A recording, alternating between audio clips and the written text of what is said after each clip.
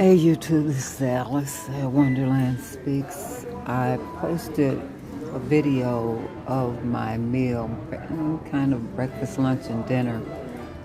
And this is on my Ozempic journey. This is supposed to be a 55 plus meal, but it is not.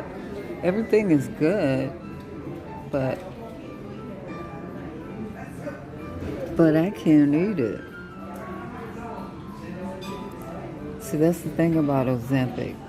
You have 2 or 3 bites maybe, and then that's it. Everything is really good, I think. The eggs are. I know that sounds simple. Eggs are always good. No, they're not. No, they're not. Everybody can't scramble eggs, but these are good, so it's all good.